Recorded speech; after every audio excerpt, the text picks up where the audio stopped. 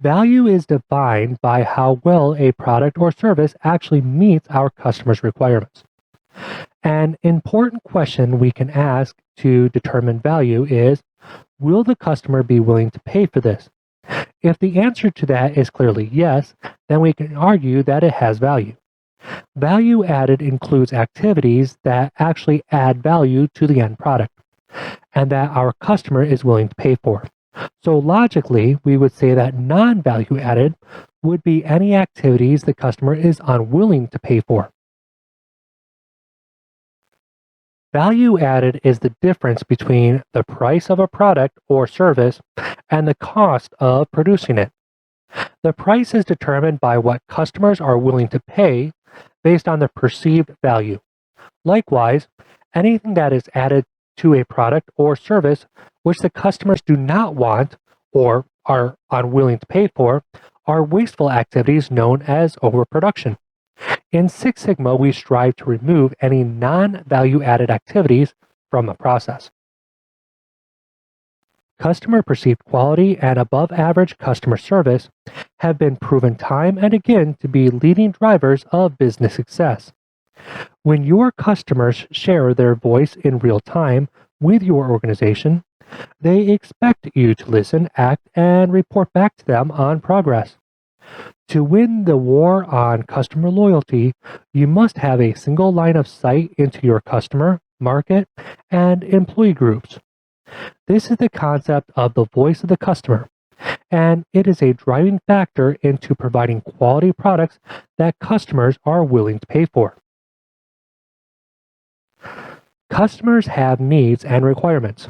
A customer need establishes the relationship between the organization and the customer, while requirements are those characteristics that determine whether or not the customer is happy.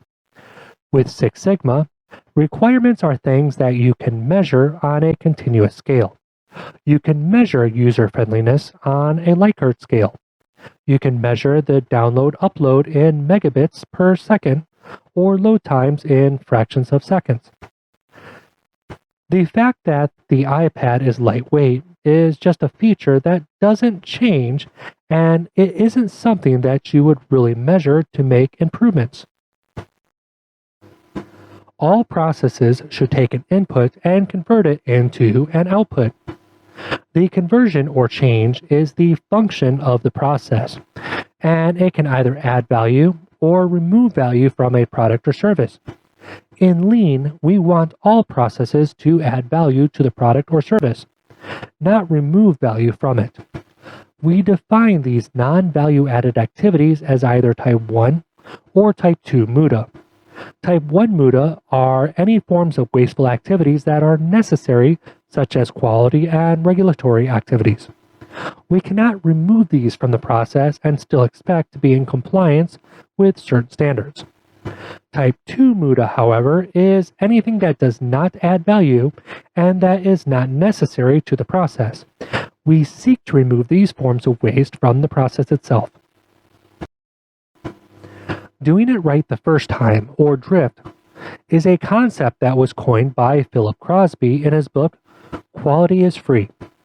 Accordingly, quality is free. What costs money is defects. All of the activities resulting from not doing things right the first time are what costs an organization money. It is always cheaper and more efficient to just do things right the first time, every time. For Lean to work, you must define what adds value. While the 7 ways are non-value adding, it takes more information to get into the step-by-step process in order to determine what is adding value and what isn't.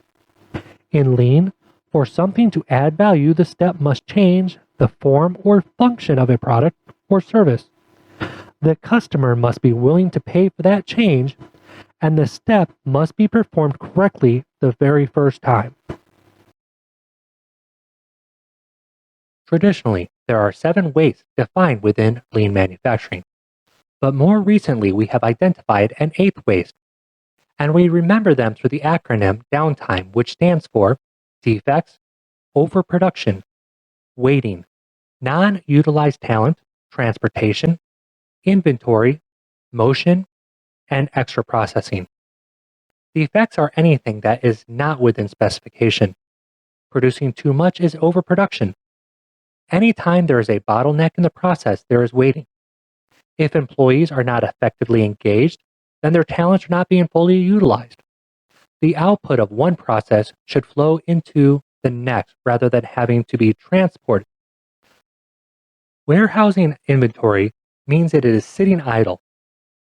Employees' actions should have a fluid motion, and performing extra unnecessary processing steps to finish a product are all types of waste that we seek to reduce. Quality control is crucial to the success of any business. It can either make or break an organization. Good quality products and services build trust and lead to repeat business.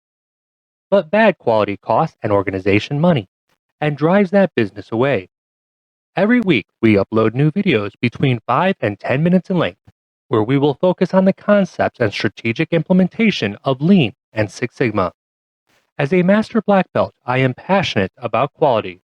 And if you are too, then click subscribe to be notified whenever we upload our next Lean Six Sigma video.